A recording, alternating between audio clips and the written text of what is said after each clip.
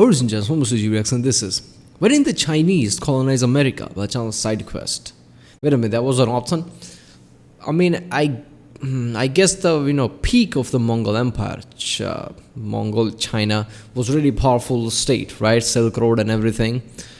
So I mean, I guess around there or end of that, right? When the Mongol Empire was overthrown, I guess China had enough, power, right? Resources to maybe they could have done that. But the point is, were there any drive to do it, right? Because Christian states, I think, has this, spreading Christianity element to it. The religion comes into factor. Like, what is your social goals, societal goals, right? Religion was a big part of it. So, spreading Christianity throughout the land was one of the factors in, exploration in a way. But I don't know, not every empire had the drive to explore. So China could have been one of those empires around that time, who was, like I said, because the Mongol Empire was really powerful, powerful of its time, depending what time they're looking at, with the Silk Road and everything. They had trade going like it's, ridiculous. So around that time, maybe they would have thought like, we're powerful enough, why would we need to explore? Or maybe some other element that stopped them. Well, I don't know, did they have means to, travel? I mean, I'm pretty sure they would have had something like astrolabe and things like that, right? Arabic countries came up with this astrolabe thing in the, 1000, year 1000, around there when, Arabic states were really at the height of it, right? And Silk Road went through all that, traded with them. So I'm pretty sure they would have had the means of, all this, because astrolabe and things like that kind of worked in the sea, right? So because biggest problem would be like, can they navigate through sea? So I guess they would have had some means to it. I don't know, man. Maybe there was no society, but I'm pretty sure they could have done it if they wanted to. They could have colonized, could have went to America and explored beyond that islands, Pacific Islands and things like that. I don't know. So let's watch this one. Remember, if you like my reaction, don't subscribe. So I know which type of videos to react to more. Check out the reaction, this and get a decision. And yeah, let's do it. Colonization of the Americas. A bloody affair that defined the course of history and paved the way for Europe's brief but noteworthy dominion over the world. Brief. One of the great mysteries of our timeline is why it was us Europeans that got away with conquering the New World. After all, Europe in the late 15th and early 16th centuries was, by all accounts, a backwater. It accounted for a tiny fraction of the world's GDP compared to the ancient civilizations of India and China, who would remain the top dogs until the Industrial Revolution. Now, India was pretty far away from the Americas, so we can give it a hall pass. But China was closer and reasonably well situated for transoceanic endeavors.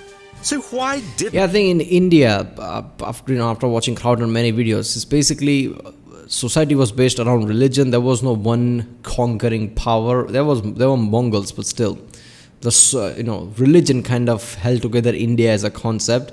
There wasn't any imperialistic power behind it. They're like, okay, we master ourselves here. Let's expand or something.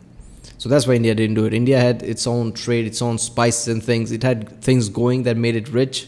But China could have done it because China was imperialistic in that way, I guess. The Chinese colonized the Americas.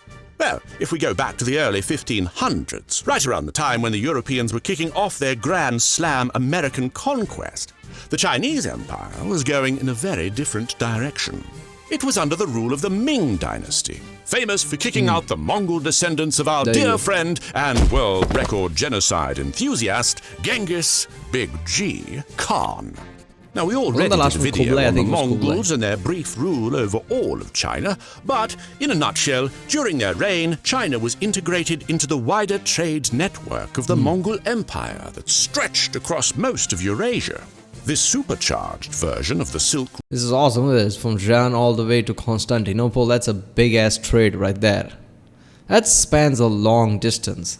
Road. I mean, I still remember the Mongols, that thing. They were so mastered at traveling that they had waiting horses there. So when a rider goes full gallop with a horse, knowing what is the horse's limit and they're posting this kind of a post. So he just gallops to that point, just gets out from the horse and goes onto another horse and gallops again, just like making the most efficient and fastest travel that the person can do. That was ridiculous, seriously. Came to an abrupt end when the Mongols were overthrown, and while China was once again ruled by the Chinese, it was also again hostile to foreigners and generally indifferent to trade. This, of course, makes perfect sense when you consider China's geography. Its central heartland along its 3 major rivers is flanked on all sides by vast mountains and deserts, and the endless Pacific Ocean. From the point of view of the Chinese emperors, China was the center of the universe, and the farther away something was from China, the less important it was. And the Americas, situated on the other side of the Pacific Ocean, were very far away. Now, the Chinese did have the technological capabilities to reach the Americas in theory, if they knew where to look. Chinese shipbuilding was nothing to scoff at, and in fact, one of the very first acts of the new Ming Dynasty was the construction of a vast fleet of over 300 ships. The emperor commissioned some of the largest wooden-framed vessels in history, supposedly reaching up to 100 meters in length, though that's disputed. This grand fleet, however, was not sent east into the unknown, but instead went southwest along the familiar... Look, Pacific Ocean is gigantic. So if they miss it, and that's very easy to miss it, and goes a bit south direction, that's an empty, large Pacific Ocean that could have been lost or end up in an island or something. So Pacific was always hard to, pass through if you don't know where you're going. Trade routes of old. First to the maritime kingdoms of Indonesia, and then through the Indian Ocean towards Arabia. See, from here, if they could have gone to Alaska because it's very close, because how globe works. If you see a 2D map, you're like, Alaska's way far away. No, but if you see a globe, you know that from China's end point here, Alaska is kind of closer. But if they went in this direction, that's a massive Pacific Ocean. China, of course, like any empire, still sought to enforce its will onto others. But Chinese imperialism was different from the tried and true European brand we all know and love. Well, most of us, anyway. You see, unlike Western Europe, China was economically self-sufficient. It had no shortage of arable land and no pressing issues of overpopulation. In fact, in the 1500s, it was still recovering from the slaughter of the Mongols 2 centuries prior. In other words, China had no pressure to engage in the expensive business of settling distant lands. Instead, it focused on extracting tribute from its neighbors, ensuring their recognition. Yeah, seriously, Mongols just kill people like they're nothing. It's like, weeding a crop or something, whatever. What was it like stats? Like 3rd or 4th of the population Mongols killed. That's just fucked up, right? Imagine those numbers. And you see all these different shows which are exaggerated in a way, but not that much. Who shows they're basically conquering towns and killing everyone in it. That's just fucked up. Chinese hegemony, and generally calling it a day at that. Thus, the great treasure ships of the Ming Dynasty were really only used to re-establish the Chinese tributary system, which had disintegrated when the Mongols were overthrown. Now, to be clear, these voyages were a shining success. They brought in gifts of gold, silver, and ivory, and also various pets for the emperor, including zebras, camels, ostriches, and at least 1 giraffe. But once the tributary system was back up and running, the need for such voyages disappeared. The last one departed from China in 1431, and since then, the empire more or less maintained its traditional isolationist policy, where foreigners were banned from entering China and Chinese subjects were forbidden from leaving without special imperial dispensation. These policies remained even after the Ming Dynasty was overthrown by another group of nomads. This time, though, it was the Manchus, not the Mongols, who, to their credit, did oversee the largest ever territorial expansion of China. But even this next-door neighbor imperialism would not be enough. For a while, China slumbered in blissful isolation. Europe took over half the world, and by the time the British came knocking at the gates of the Forbidden City, it was already far too late to compete. China did eventually overcome its so-called century of humiliation, and it has now come roaring back to the top. In fact, some would argue that it has now become the biggest rival to the West. And yet, not everyone agrees. And as you probably well know, finding out... Yeah, you always see these videos about how they explain the economy of China right now and how China is somewhat of a bubble that's going to explode this and that. But I think, that sentence, that something is too big to fail, applies to China. China might face problems, but China is big enough to be big now that it's still going to be a rival. It will take a long time if they are going to decline in a way that they are not as big as they are today.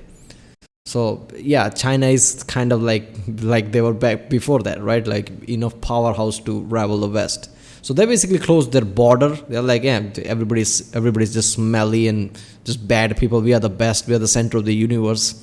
And basically during that time, Western countries, obviously Christian countries, like I said, spreading the Christianity, this kind of mentality, they conquered the world.